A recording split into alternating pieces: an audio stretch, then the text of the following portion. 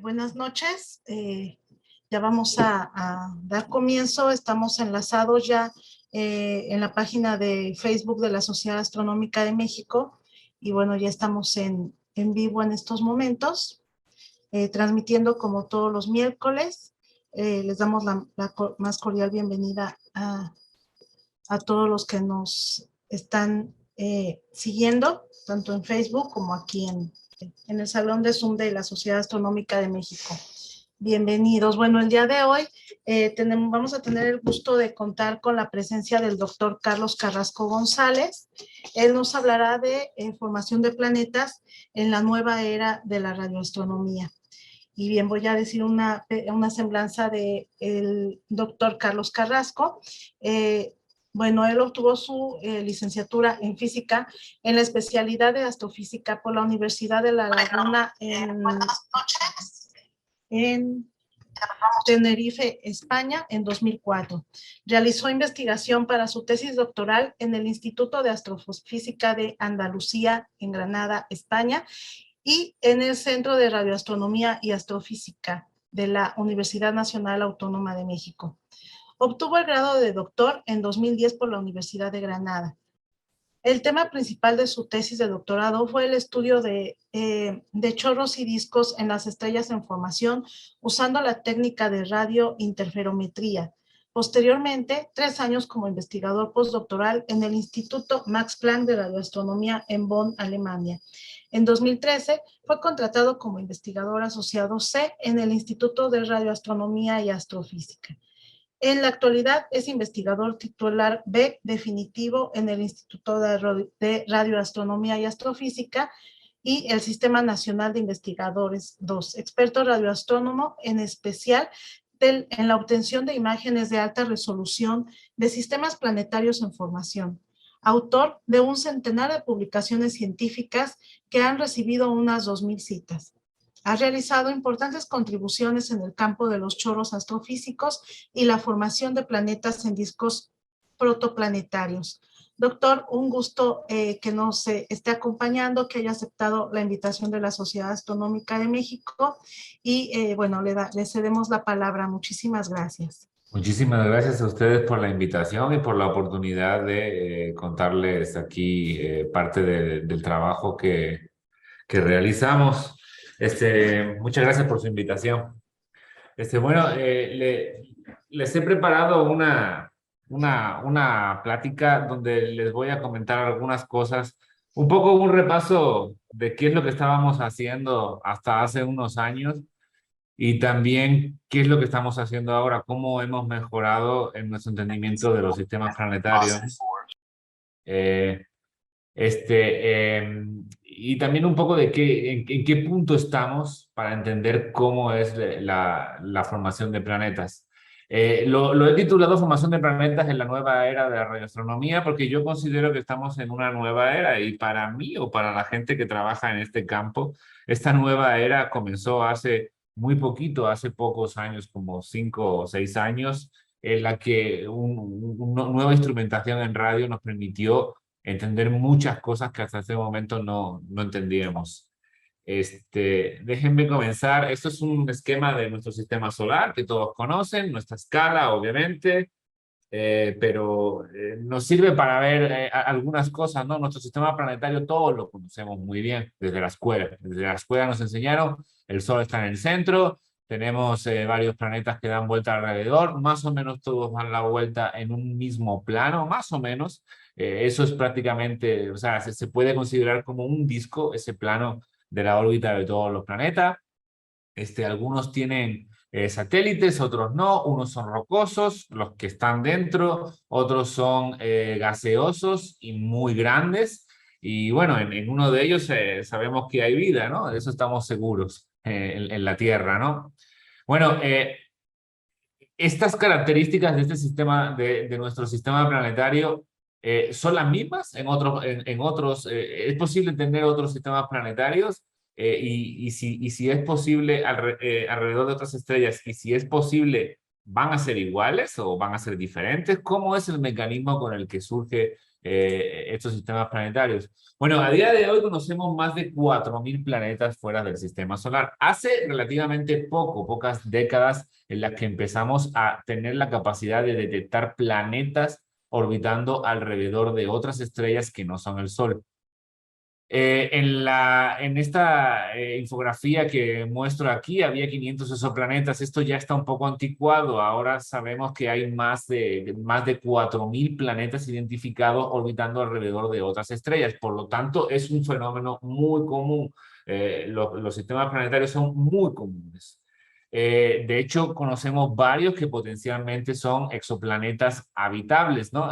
Aquí en esta otra infografía le muestro algunos y las distancias a las que está, y una comparación con los tamaños de Júpiter, la Tierra, Marte y Neptuno, ¿no? Vemos que son planetas rocosos que son de tamaños parecidos, un poquito más grandes que la Tierra o Marte, ¿no? No solo eso, hemos sido capaces de detectar directamente planetas orbitando alrededor de otras estrellas. No solamente inferir su presencia, sino hemos visto sistemas planetarios orbitando alrededor de otras estrellas. Estos son 3 ejemplos. En todos los casos la estrella está en el centro, pero la estrella está oscurecida. Hay un bloqueo de su luz porque sería muy brillante y solo veríamos la estrella. Lo que vemos son estos puntitos que van dando vuelta alrededor de la estrella central. Y esos son planetas en otras estrellas. Estos son estrellas relativamente cercanas al Sol y es donde se ha podido observar estos planetas. Pero es impresionante, o sea, ahora mismo somos capaces de ver planetas orbitando alrededor de otros sistemas. Estos son sistemas planetarios ya formados. La estrella ya es una estrella, los planetas ya son planetas y están orbitando alrededor. Pero una pregunta que acá nos hacemos, porque es importante, es cómo se forman, ¿no? Si entendemos cómo es la formación de los planetas, vamos a entender muchas cosas que han sido grandes preguntas desde siempre. Los planetas rocosos son muy frecuentes, por ejemplo. Los planetas rocosos van a estar siempre a una distancia de la estrella muy cercana. Es posible que los planetas se formen con agua, por ejemplo, que es un elemento fundamental para la vida.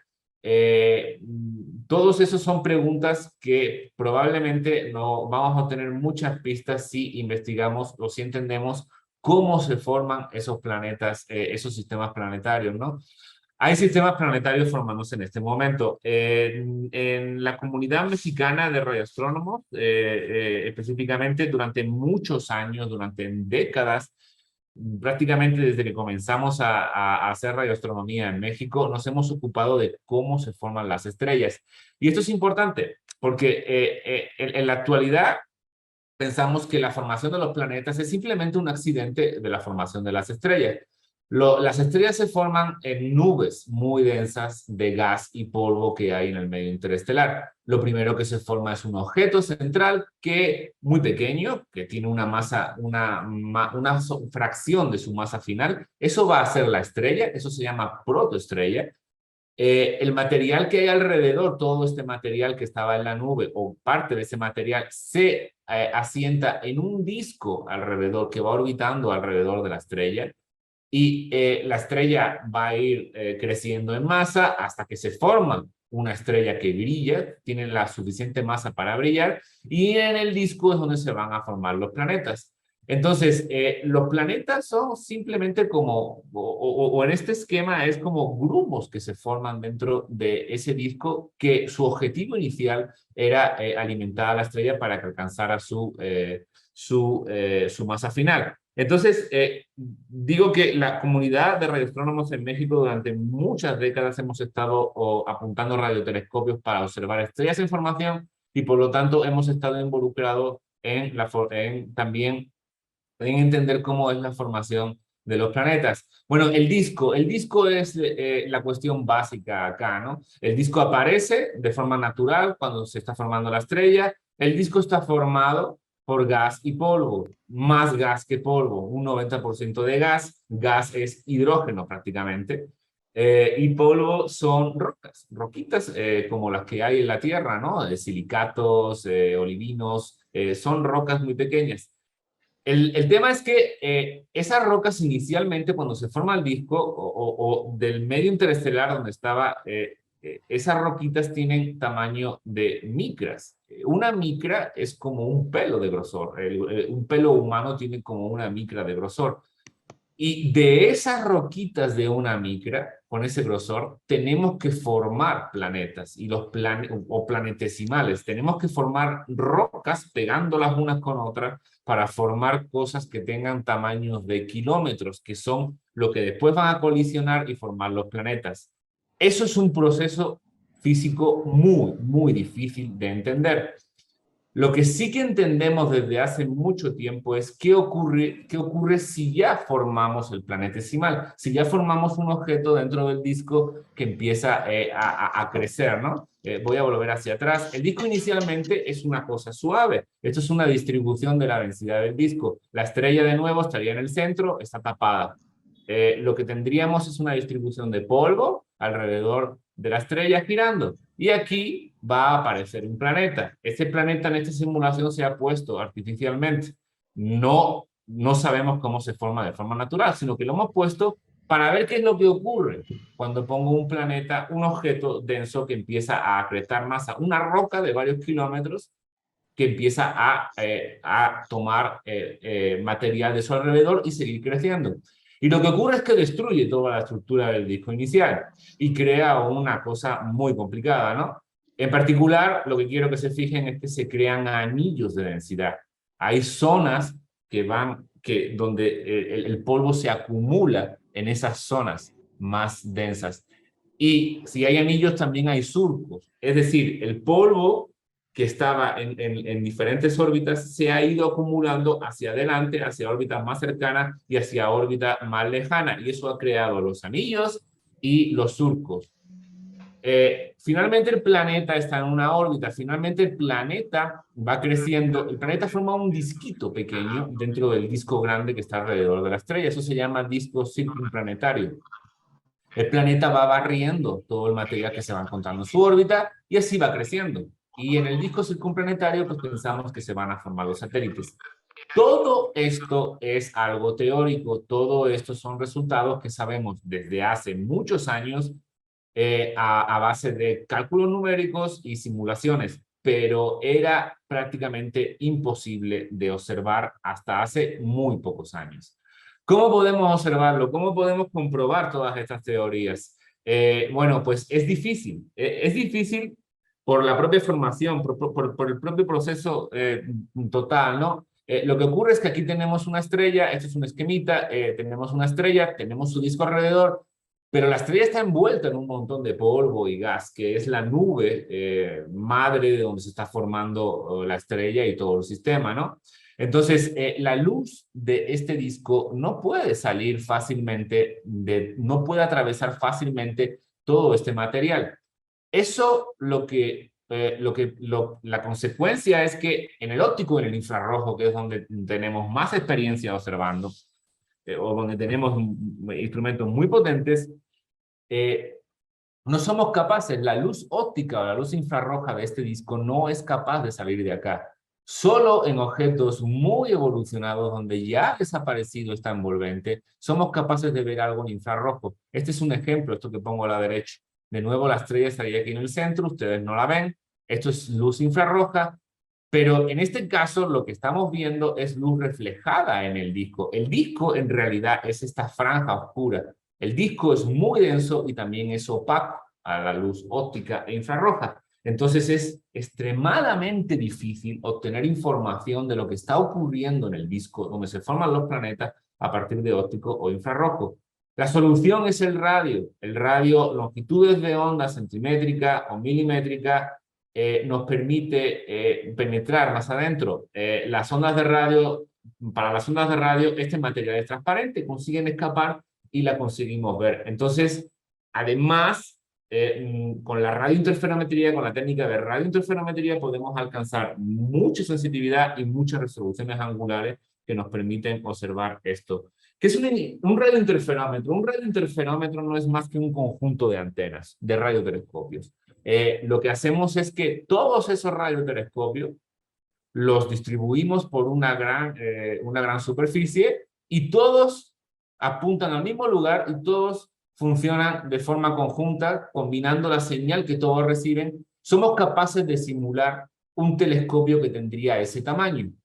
Es decir, por ejemplo, el Very Large Array, que es uno de los instrumentos donde más hemos estado involucrados la comunidad mexicana, y de hecho el trabajo de la comunidad mexicana posibilitó que este interferómetro observase discos alrededor de estrellas. Están en el sitio de Nuevo México, se compone de 27 antenas con 30 metros de diámetro cada uno, y alcanza una extensión máxima en el desierto de Nuevo México de 30 kilómetros. Todas funcionan a la vez como si fuesen un telescopio con un tamaño de 30 kilómetros. Eso es un telescopio muy potente y lo que nos da es la capacidad de observar cosas muy débiles, como es el polvo de los discos, y observarlo con mucha resolución angular, y ver detalles muy pequeños. Bueno, el Very Large Array, el VLA, es lo que hemos estado usando acá desde hace mucho tiempo. Estos son dos imágenes de dos discos, son muy feas, ok, lo sé, pero estos son de las primeras imágenes que obtuvimos de discos protoplanetarios, de discos que estaban formando planetas alrededor de estrellas muy jóvenes. El de la izquierda es una estrella que se llama H Tau y tiene aproximadamente 1 millón de años que se está formando. El de la derecha se llama TW Hydra y es un disco más viejo, lleva como 10 millones de años formándose. Estas imágenes se obtuvieron a finales de los 90, a principios de los 2000, y en casi todas estuvo involucrado Luis Felipe Rodríguez, que es un investigador eminente en la UNAM y en el Instituto de Radioastronomía, y fue uno de los pioneros en observaciones de discos protoplanetarios con el VLA. Esto es un trabajo posterior en el que yo estuve muy involucrado durante mi tesis de doctorado. Es otro disco, es un poco más viejo. Aquí ya se llevó el interferómetro a una escala mayor, se consiguió tener imágenes mucho más detalladas con mucho trabajo, ¿no? Lo que ven a la izquierda, aún así siguen siendo medio feillas. Pero lo que ven a la izquierda es que hay un anillo denso y un hueco en el centro, y aquí hay como emisión. Todo eso es emisión de polvo alrededor de una estrella. La estrella está donde está la estrellita, está marcada, y no, la estrella no emite en radio. Entonces, lo que ven es un anillo, y fue la primera vez que se detectó un anillo claramente. Esto, lo que está a la derecha, es una observación posterior con más resolución angular, con una observación un poco mejor, usando el mismo radiointerferómetro, el VLA, que está en Nuevo México. Y aquí lo que pueden ver es con un poco más de detalle el anillo interno. Aquí hay un hueco y aquí hay un hueco. Esos huecos son un problema de la imagen, no son reales. En realidad es un anillo completo. Lo interesante aquí es esto. Esto es un montón de emisión como un núcleo muy denso de polvo. Es un lugar donde parece que se está acumulando mucho polvo en el anillo. Y eso es importante porque podría ser el comienzo de un planeta, de un protoplaneta, en este caso, donde se está acumulando mucho polvo. Ok, estos son trabajos que este último trabajo se publicó en 2017. Bueno, aproximadamente por esa época empezó a obtener imágenes de alta resolución el interferómetro Atacama Large Millimeter Array, o ALMA. ALMA es un interferómetro muy potente, es lo más potente que ha habido nunca en las longitudes de onda milimétrica. Observa a longitudes de onda un poco más pequeñas, de 1 milímetro. VLA, estas observaciones son a 7 milímetros, son longitudes de onda más largas. Por las características de este interferómetro, la longitud de onda más pequeña que puede observar. ALMA permite observar a unas longitudes de onda donde el polvo es mucho más brillante. Y lo más interesante es que tiene 66 antenas, muchas más, de 7 y 12 metros de diámetro. Alcanzan una extensión menor de 16 kilómetros, pero las condiciones del cielo en el desierto de Atacama a 5.000 metros de altitud son increíbles para observar el cielo. Y nos permiten obtener imágenes súper detalladas de discos protoplanetarios. El interferómetro comenzó a operar antes de 2017, pero en 2017 fue cuando tenía su máxima capacidad, cuando alcanzó su máxima capacidad de observación. En octubre de 2014 fue cuando hizo una primera observación. Esto fue una observación de prueba del radiotelescopio para comprobar que todo iba bien. Observaron un disco protoplanetario, HL Tau, uno de los primeros que se detectaron con el otro interferómetro, y sacó esta imagen. Esto ya no es una simulación, esto no es una representación artística, esto es una imagen real de un disco protoplanetario. La estrella estaría en el centro, la estrella es tan pequeña como un punto, ustedes no la ven porque la estrella no emite luz en esta longitud de onda. Entonces lo que vemos es todo el polvo y cómo está distribuido alrededor de la estrella. El tamaño de esto, el radio de este disco es de unas 100 unidades astronómicas. Una unidad astronómica es la distancia del Sol a la Tierra. Entonces esto es como 100 veces el tamaño, el radio de este disco es como 100 veces la distancia de la Tierra al Sol. Es decir, es aproximadamente igual de grande que nuestro sistema solar.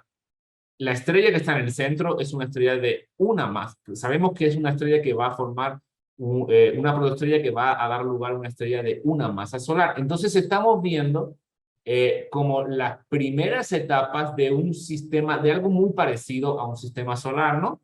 Y lo más obvio, la característica más sorprendente de aquí es la cantidad de anillos y surcos que vemos. Las zonas oscuras, hay un déficit de polvo. Y probablemente no hay polvo ahí. El polvo se ha acumulado en estos anillos alrededor de la estrella. Y si ustedes recuerdan lo que les he enseñado antes nos estábamos matando. Eran cientos de horas de telescopio para poder observar un solo de estos anillos. Y de pronto, con una sola observación, obtenemos muchos pares de anillos y surcos. Y no sabíamos entender esto. Poco después, 2 años después, observaron TW Hydra, el otro disco, otro de los primeros discos que se observaron con el VLA, y esta es su imagen. Aquí lo interesante, aparte de que volvimos a encontrar surcos, por segunda vez volvimos a encontrar surcos y anillos, aunque un poco diferentes, anillos un poco más anchos, es que fuimos capaces de detectar un hueco muy claro a una unidad astronómica de esta estrella. Es decir, si aquí hay un planeta, puede ser un planeta que está en una región habitable, que va a estar en una región habitable alrededor de esta estrella. Estos dos discos fueron los primeros que observó ALMA. Estos dos discos fueron de los primeros que observó el VLA. Fíjense la diferencia en la calidad de imagen. Esto es lo que hacíamos en los 90. Esto es lo que hacemos en la década de los años 10 del 2000. Es un salto increíble lo que hemos hecho en los últimos años. Estos son otros discos, comenzamos a observar más discos con ALMA y empezamos a encontrar este tipo de subestructuras por todos lados. Estos son 3 discos con anillos, todos ellos. Este es un disco con brazos espirales y la presencia de brazos espirales en el polvo. El polvo aquí está distribuido en brazos espirales. Eso no hay forma de explicarlo si no es con la presencia de un planeta grande orbitando alrededor de la estrella inmerso en el disco. Este disco es interesante porque lo que ven en rosa acá es la emisión del polvo, es por donde está distribuido el polvo.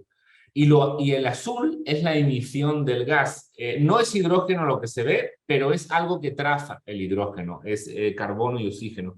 Entonces, lo que vemos aquí muy claramente es que el disco de gas es gigantesco y el polvo está concentrado muy cerca de la estrella, ¿no? El polvo es lo que va a dar lugar a los planetas. Entonces, los planetas se van a formar cerca de la estrella, hasta 100 veces la distancia del Sol a la Tierra, pero el disco original era mucho más grande en gas, ¿no? Quiero hablarles de este disco porque este disco es precisamente el mismo que les mostré yo, que fue donde por primera vez detectamos un anillo, ¿no? Y fíjense, esto fue en 2014, esto fue en 2017 con ALMA, a otra longitud de onda, y aquí se detecta ya claramente el anillo central que nosotros detectábamos acá. Pero también se detecta un anillo muy intenso, más lejos que nosotros no éramos capaces de detectar. 2 años después, en 2019, hicieron otra imagen con ALMA y fíjense en esto, aquí hay un montón de información, ¿no? Acá ya pueden ver en el centro la estrella. Eso no es la estrella, eso es el polvo muy caliente que está alrededor de la estrella, pero ya pueden ver en qué posición está la estrella. Y pueden ver que ese anillo que nosotros veíamos, intuíamos, aquí está claramente muy intenso y muy bien delimitado alrededor de la estrella. Y de hecho hay acumulaciones de polvo dentro de este anillo que pensamos que pueden ser el inicio de protoplanetas. Y ese anillo exterior que se veía acá, ahora en realidad se ve con mayor resolución angular, se ve como 3 anillos. Exactamente lo mismo, explicar esta estructura que se ve, creemos que no es posible si no asumimos que en este hueco grande hay un planeta grande que se está formando y que está arrastrando material de alrededor. Entonces estamos viendo un sistema planetario en formación.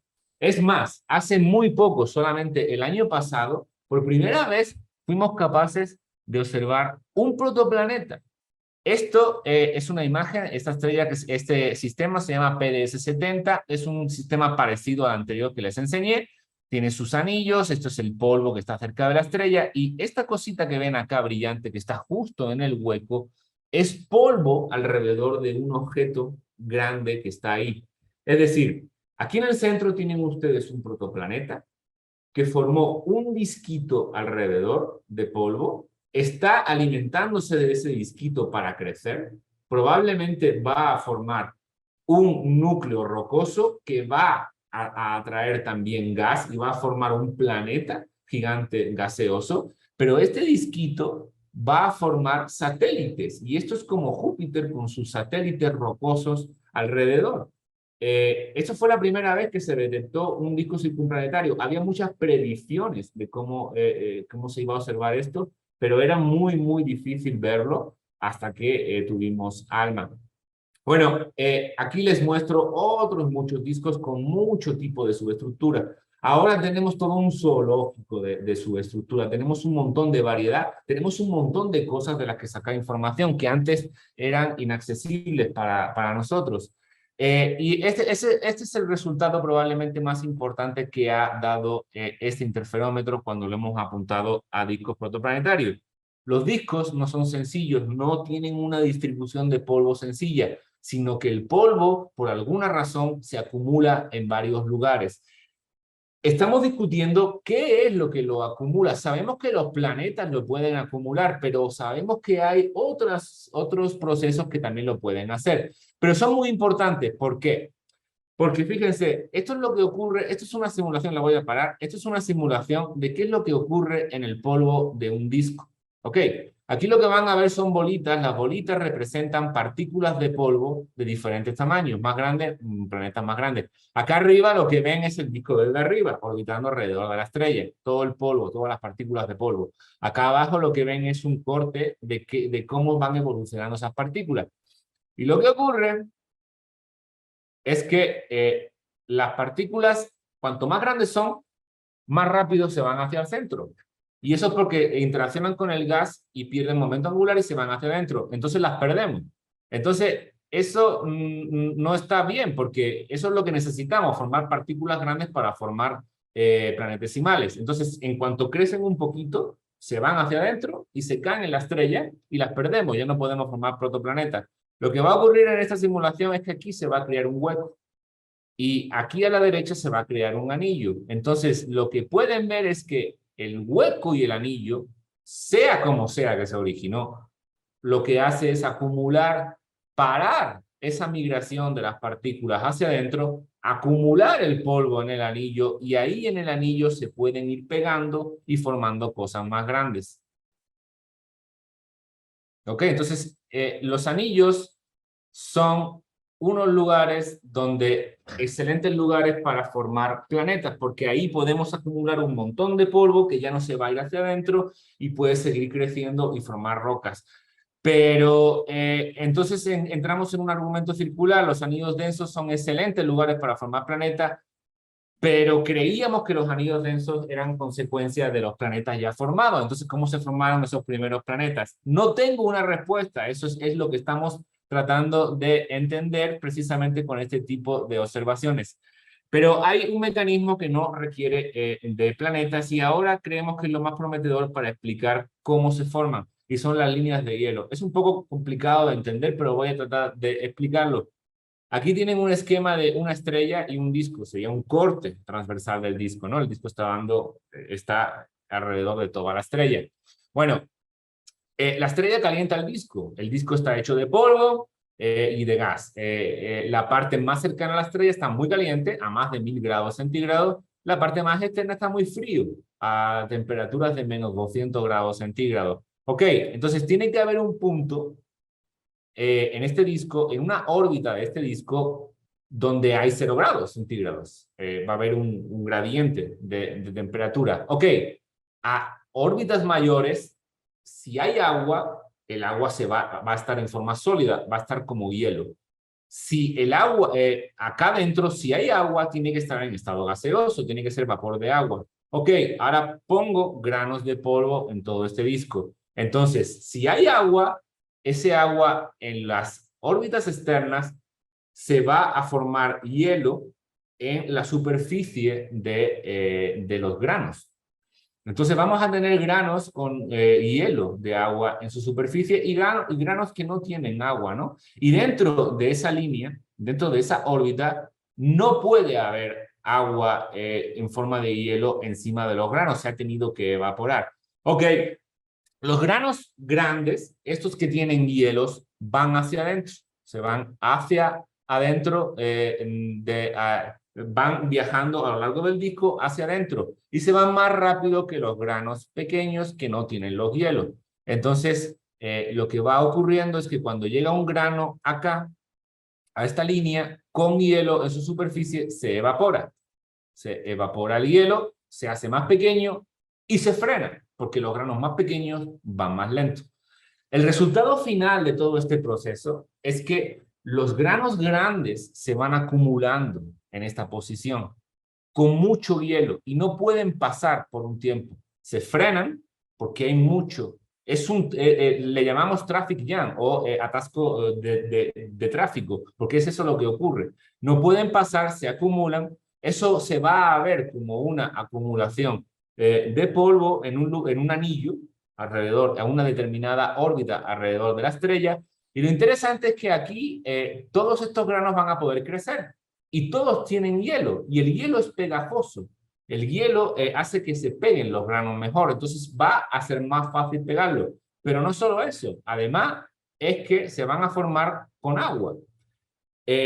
Todos los planetesimales intrínsecamente se van a formar con agua.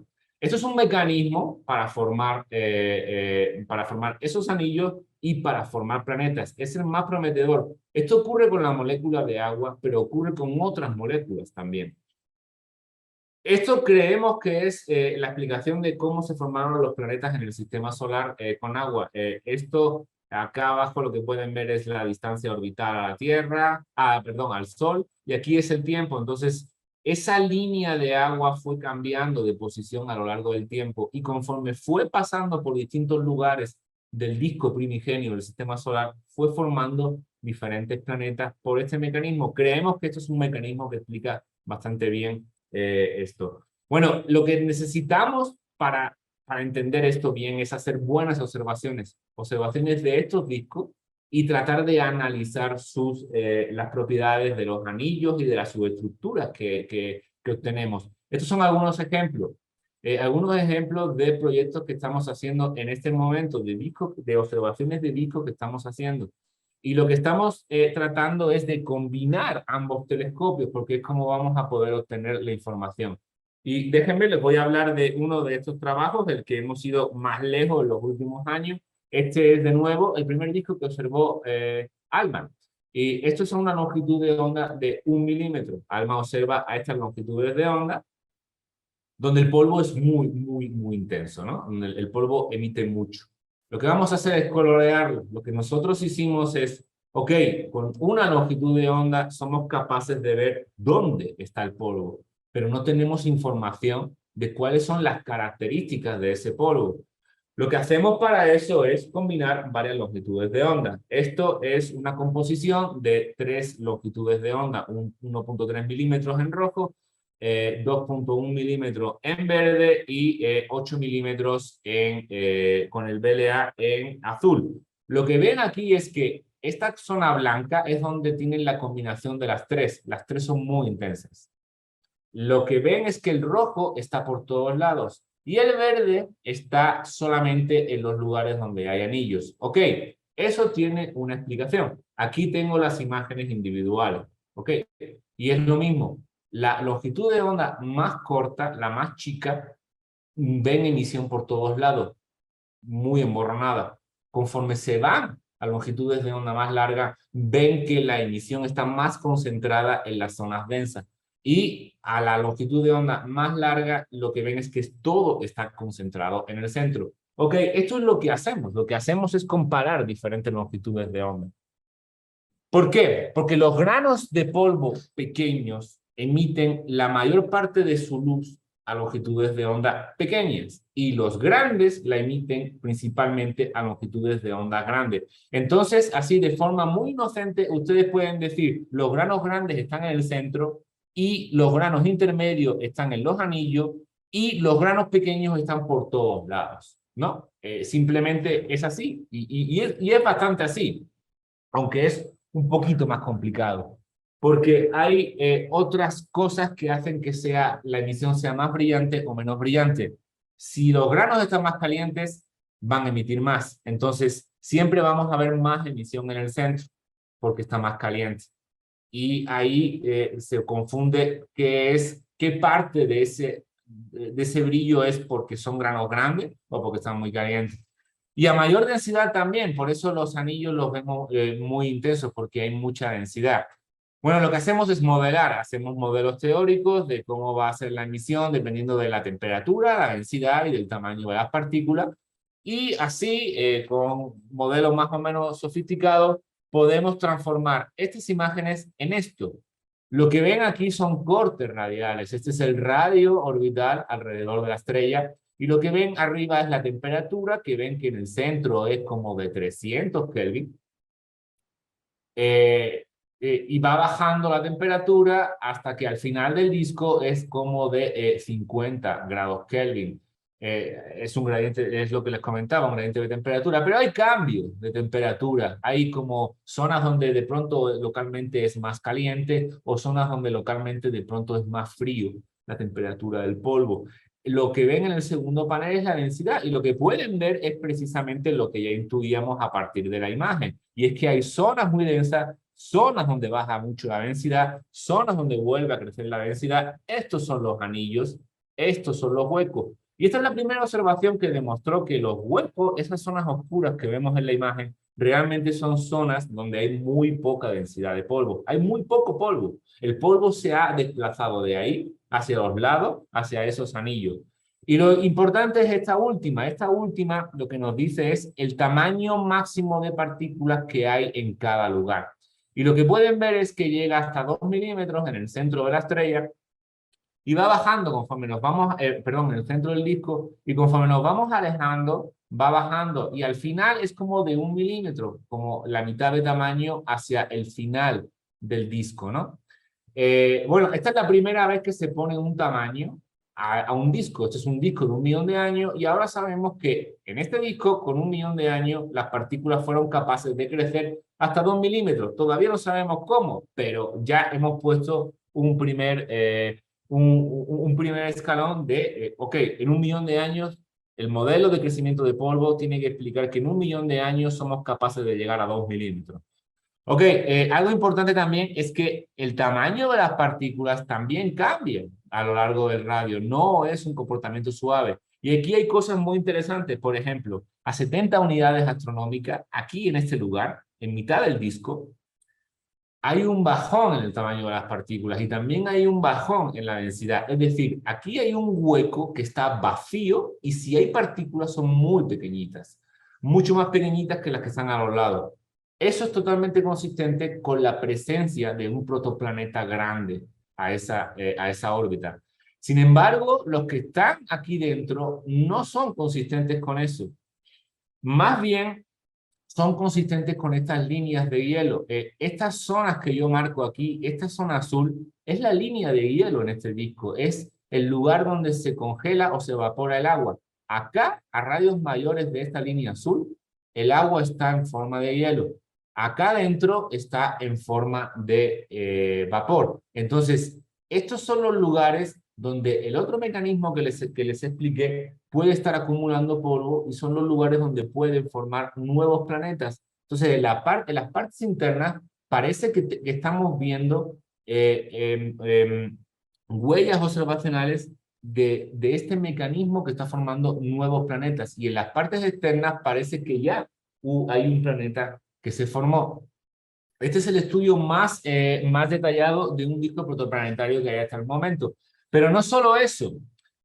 Observar a longitudes de onda larga no solamente nos dice dónde están los granos grandes, sino que además, cuanto más larga la longitud de onda, más transparente es el material del disco. El disco es opaco a sí mismo, ¿no? Las partículas que están abajo tienen que salir del disco para llegar la luz hasta nosotros. Eso lo que provoca es que, por ejemplo, a longitudes de onda de ALMA, vemos que los anillos son muy uniformes, son muy bien definidos. No vemos grumitos dentro, pero si en los anillos se forman planetas, tiene que haber grumos donde el polvo se está acumulando. Para poder ver eso, no queda otro remedio que irse a longitudes de onda más largas, y eso en estos momentos solamente es posible con el Very Large Array, con este radiointerferómetro que comenzó observando los discos. Entonces, hemos vuelto hacia atrás, ¿no?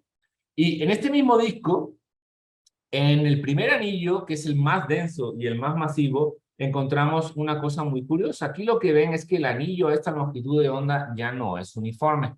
En realidad tiene una forma como de herradura. Y en el hueco de la herradura lo que hay es como un objeto, algo como una acumulación de polvo ahí. Eso es muy similar a lo que se espera en las primeras etapas en las que el protoplaneta está creciendo. Lo que esperamos es que acá está el protoplaneta con su polvo alrededor formando un disco circunplanetario, y tenemos un montón de material que todavía no ha barrido ese planeta, pero que lo va a barrer, que se va a incorporar al protoplaneta. Entonces creemos que en este disco, que además es muy joven, también estamos observando la primerísima etapa de cómo se forma un protoplaneta, de cómo se acumula el polvo en un anillo para formar algo que va a ser un planeta. Y esos anillos probablemente se formaron simplemente por ese mecanismo de que se frenan y son ricos en hielo y se van juntando. Y aquí puede crecer el polvo hasta tamaños que le permiten crear un objeto individual, ¿no? Esto es extremadamente difícil de observar. Para hacer esta imagen tuvimos que observar por unas 60, entre 60 y 100 horas. Eso es muchísimo tiempo de telescopio. Y incluso observando todo ese tiempo, nunca tienes la garantía de que se pueda hacer. Voy a ir un momento a las conclusiones, pero les voy a hablar un poco más sobre esto. En las conclusiones en este disco son que las partículas han crecido hasta 1 milímetro después de 1 millón de años. Y los modelos de crecimiento de polvo tienen que explicar eso, ¿no? Y tienen que explicar todos los datos que estamos obteniendo en muchos discos protoplanetarios. Las partículas más grandes se acumulan en los anillos densos, y eso lo vimos por primera vez acá. Los anillos no solamente son densos, sino que además acumulan partículas grandes. Y eso es importante porque si no, no sabemos cómo hacerlas crecer hasta que formen rocas grandes. Las diferentes estructuras parecen tener diferentes orígenes. Parece que hay un planeta grande en las órbitas externas. No sabemos cuándo ni cómo se formó, pero parece que es muy obvio que ahí hay un protoplaneta.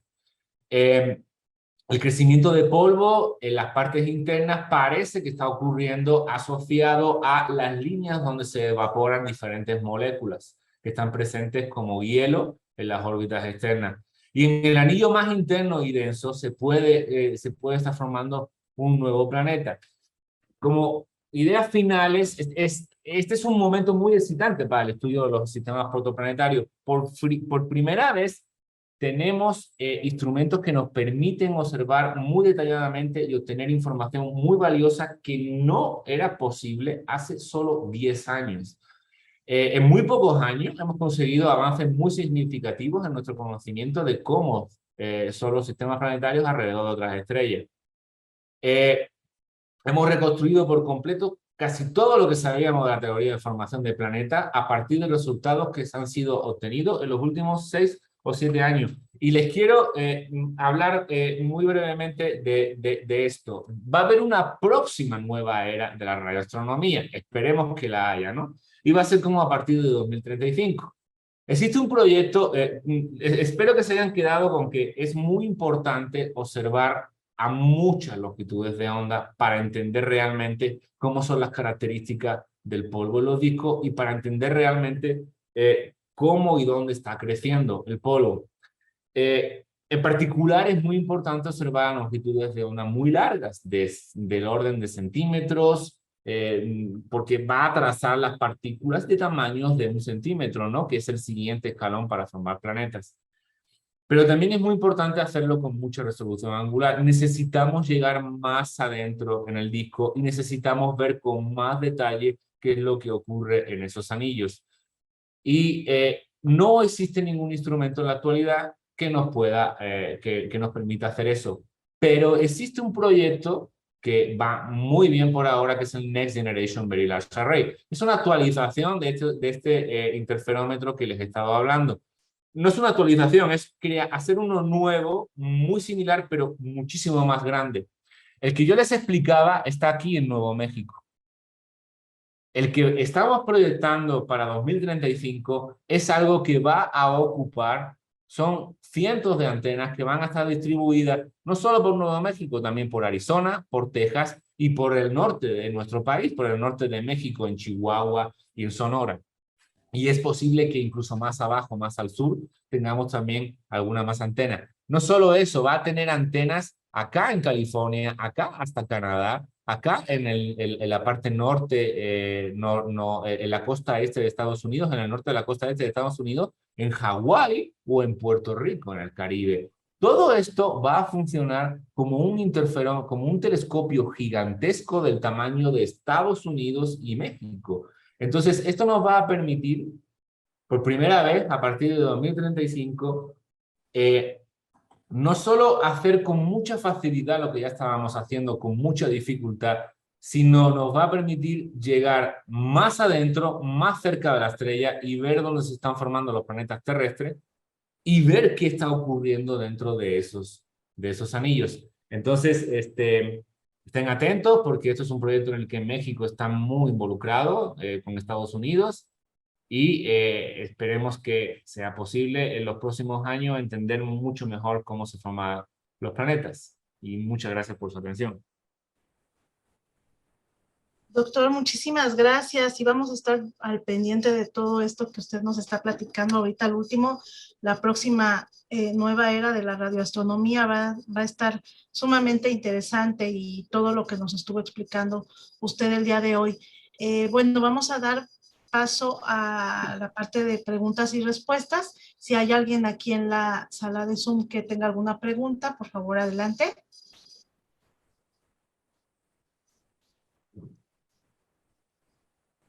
Parece que no tenemos preguntas. A ver, vamos a ver en Facebook. En Facebook, por lo general, tenemos muchas preguntas. Bueno, tiene muchas, permítame tantito. Rosalba Pérez Arocena, siempre es un gusto conocer más de astronomía a través de sus conferencias. Muchas gracias. Gabriela Sanabria, la distribución de la densidad de los materiales que forman los planetas, ¿tienen alguna distribución típica en los discos? No, típica no, todo lo contrario. Lo que pensábamos que los discos eran más o menos uniformes y que más o menos todos tenían una distribución de densidad similar. Lo que nos ha dicho Alma es que no, es que estábamos equivocados. Cada disco es un mundo. Y eso probablemente está relacionado con que cada disco, las condiciones iniciales de los planetas son muy importantes para el tipo de planeta que va a formar. Entonces, probablemente esto está apuntando que los sistemas planetarios van a ser muy diferentes. Va a depender mucho de qué fue lo que inicialmente tenías. Muchas gracias, doctor. Y ella misma, Gabriel, perdón, no es Gabriela, es Gabriel, perdón, una disculpa. Gabriel Sanabria también le pregunta, ¿funciona generalmente como nuestro sistema planetario, donde tenemos planetas rocosos primero y luego gaseosos?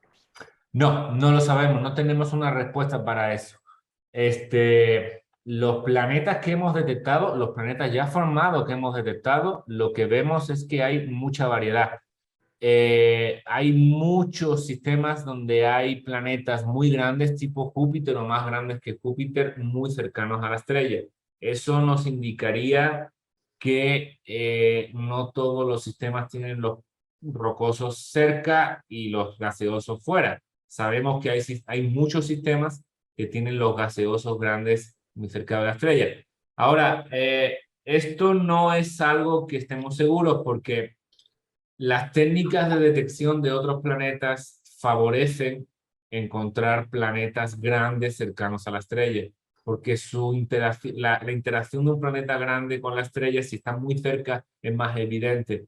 Entonces, es posible que estemos sesgados, estamos detectando muchos de esos planetas, muchos sistemas con planetas grandes cercanos porque sencillamente nuestra técnica que mejor funciona prefiere ese tipo de planetas y los pequeños cercanos son más difíciles de detectar. Podría ocurrir que la gran mayoría son como el sistema solar, pero nosotros no somos capaces de detectarlo. Lo que vemos de la formación, aquí lo que vemos, todos estos discos que tengo aquí, que es una muestra representativa de lo que hemos observado.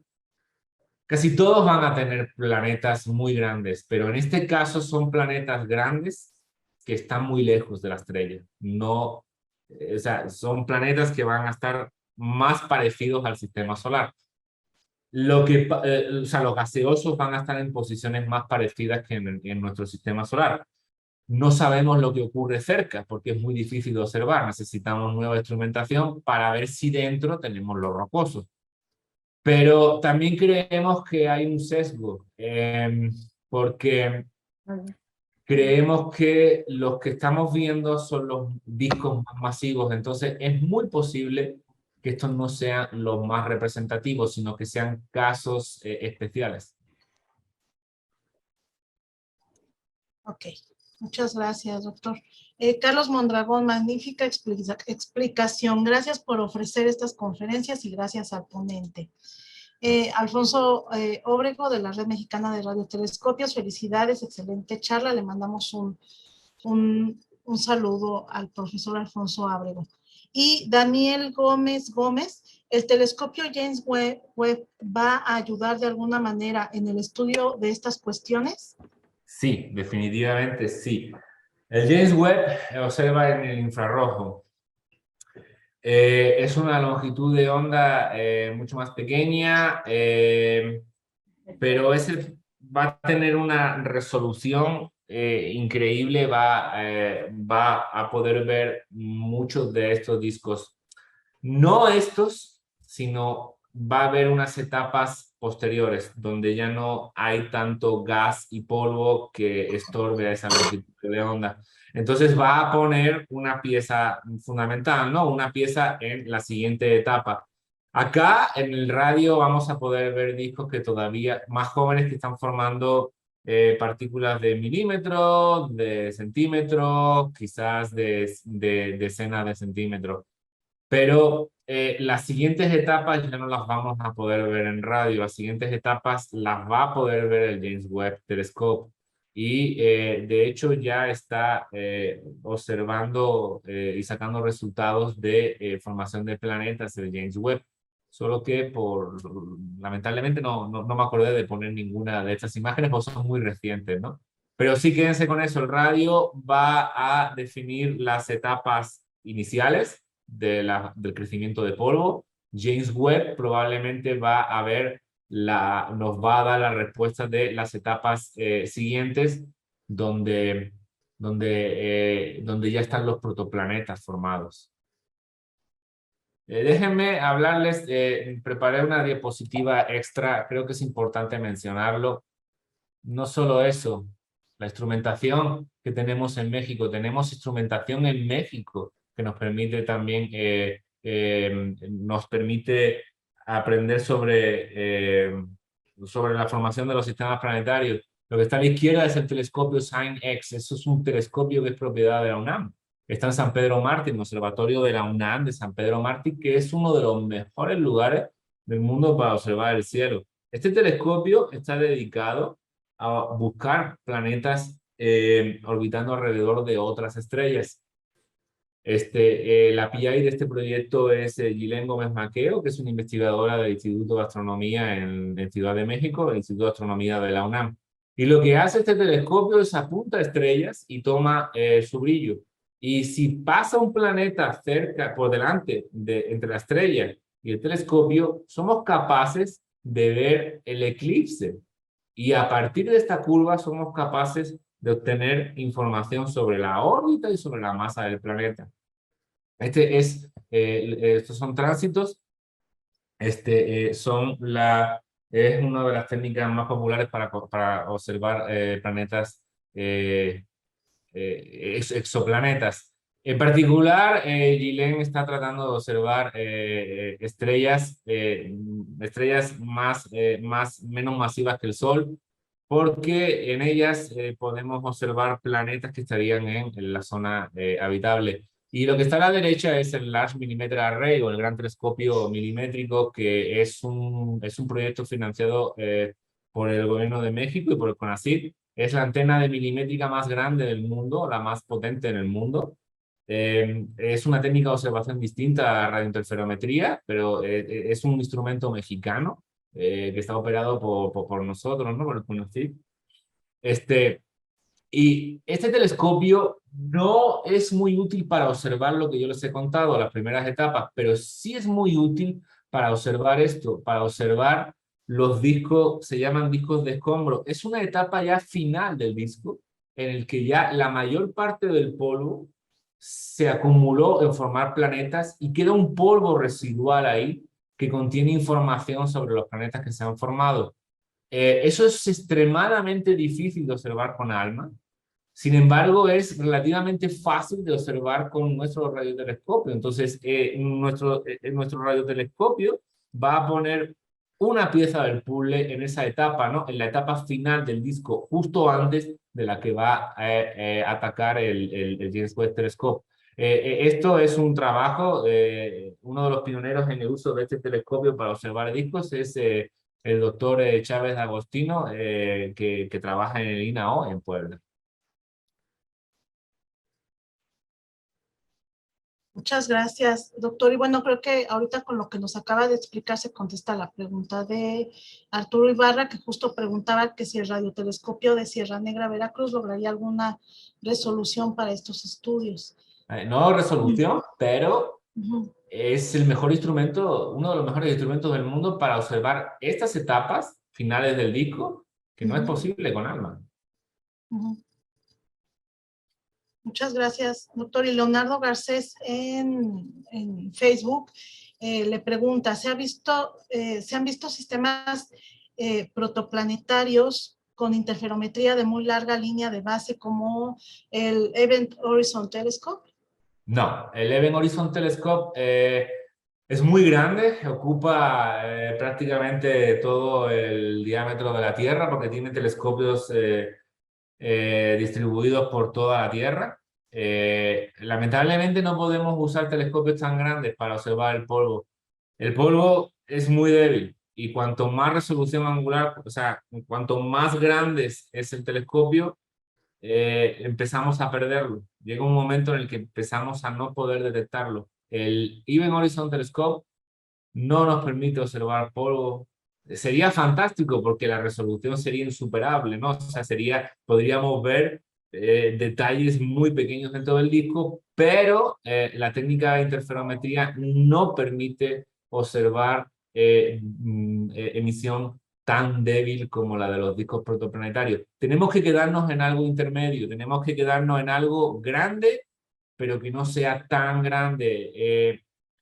Ahora mismo esto probablemente está al límite, el Next Generation VLA es lo que va a estar, lo va a dar el tamaño límite en el que podemos observar. Más grande ya no va a ser útil para observar los discos. El EHT, el Event Horizon Telescope, tiene telescopios a muchas mayores distancias, ¿no? Lo que sirve el Event Horizon Telescope es para observar otros objetos que son mucho más brillantes, como son los centros activos de galaxias. Y en particular, uno de los principales, el principal proyecto del EHT es observar el centro de nuestra galaxia, ¿no? Y el centro de galaxias cercanas. Para eso sí sirve, esa emisión es muchísimo más intensa que un disco protoplanetario.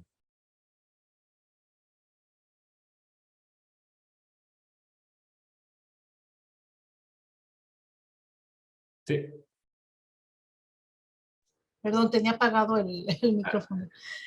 Tiene varias felicitaciones tanto en Facebook como aquí. Arturo Ibarra, qué maravilla cómo se complementan diversos instrumentos en las investigaciones, y también agradece mucho la plática. Gracias por acompañarnos este día y compartir sus investigaciones.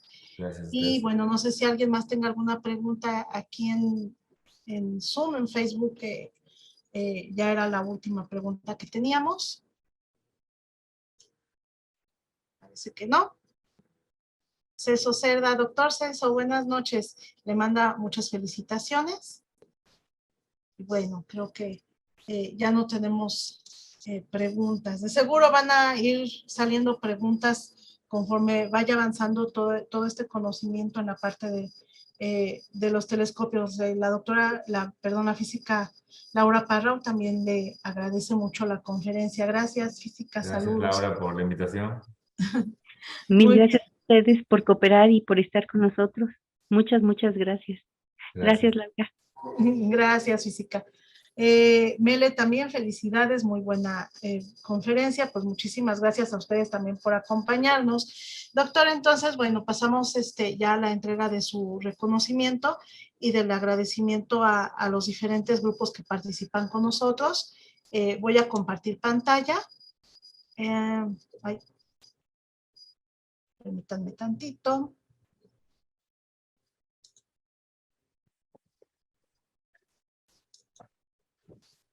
Ya me perdí, perdón, pero ya ahorita rápidamente pongo la presentación.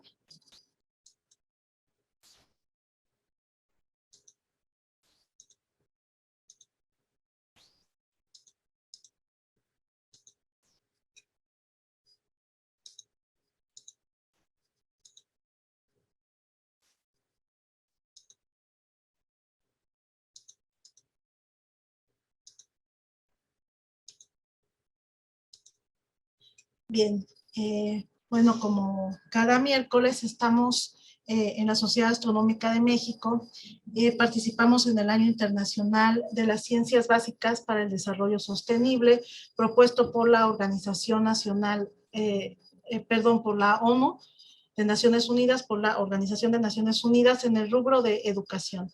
Igualmente, estamos celebrando el 120 aniversario de la Sociedad Astronómica de México por la divulgación de la astronomía. Participa la UNAM en el rubro de educación continua con personal académico del Instituto de Astronomía, del Instituto de Geofísica, Instituto de Ciencias Nucleares y el Instituto de Radioastronomía y Astrofísica.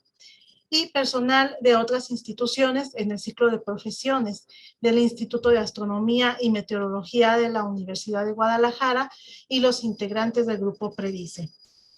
Todos formamos parte de un grupo en el cual compartimos conferencias.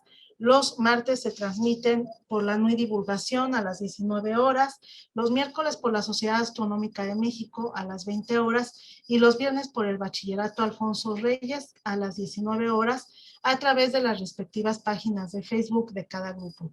Y se retransmiten igualmente por la Sociedad Astronómica de Zacatecas, la Casa de Cultura José Antonio Alzate, exalumnos de secundaria 28 de agosto, San Agustín Etla y Antonio Hernández de San Pedro Mixtepec. Y como siempre, agradecemos a todos su colaboración y por ayudarnos a cumplir con el lema UNAM, la Universidad de la Nación. Gracias por permitirnos entrar a la sala de su casa. Por mi raza hablará el espíritu. Buenas noches a todos y pasamos a la entrega del reconocimiento. Son 2 reconocimientos. Uno de los reconocimientos es la Sociedad Astronómica de México AC, colaborando con el Instituto de Astronomía de la UNAM, otorga el presente reconocimiento al doctor Carlos Carrasco González por su excelente presentación a distancia, formación de planetas en la nueva era de la radioastronomía, México, 26 de octubre del 2022. Por la divulgación de la astronomía, y firma el profesor Rubén Horacio Becerril Marañón, presidente de la Sociedad Astronómica de México. En la parte de abajo podemos ver todos los logos de las instituciones participantes, obviamente la Universidad Nacional Autónoma de México, la Red de Educación Continua de la UNAM, el Instituto de Astronomía de la Universidad Nacional Autónoma de México, el Instituto de Geofísica, Instituto de Ciencias Nucleares, el Bachillerato Alfonso Reyes, la Sociedad Astronómica de México, la NUI Divulgación, el Grupo Predice y la Casa de la Cultura José Antonio Alzate. Y podemos ver del lado derecho el logo de la Sociedad Astronómica de México, fundada en 1902, el logo de UNAM, la Universidad de la Nación, celebrando el Año Internacional de las Ciencias Básicas y el 120 aniversario de la SAM. Doctor, muchísimas gracias.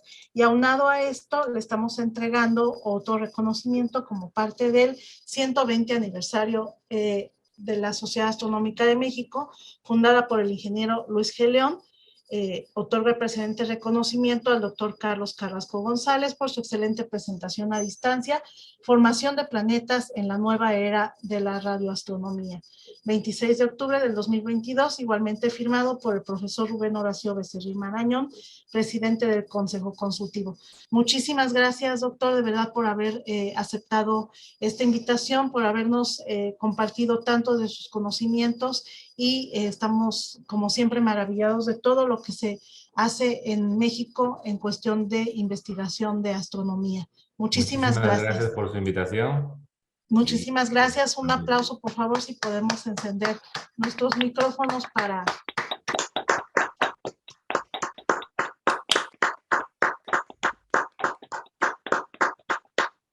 Y bueno, como siempre, también aprovecho para invitarlos. El próximo 2 de noviembre no tendremos conferencia debido a la celebración o festejo del Día de Muertos aquí en México. Y tendremos hasta el 9 de noviembre la presentación del doctor Dani Page del Instituto de Astronomía de la UNAM con el tema la metamorfosis de la materia. Sin duda, otro tema muy interesante que tendremos aquí nuevamente como todos los miércoles. Los esperamos, no falten, y bueno, pues muchísimas gracias a todos por haber estado presentes, tanto nuestros amigos de Facebook como en Zoom. Muchísimas gracias a todos y que pasen una muy, muy bonita noche. Que descansen. Muchas gracias. Muchísimas gracias a todos. Que tengan muy bonita noche. Cuídense mucho, por favor. Bonita noche, cuídense. Buenas noches. Buenas noches. Un abrazo a todos, buenas noches. Carlos, Bonita noche a felicidades. todos. Bye, bye. Felicidades a todos también. Víctor, mucho gusto. Aquí andamos. Fer, ¿cómo estás? Hola. Mele, buenas noches. Buenas noches, bye.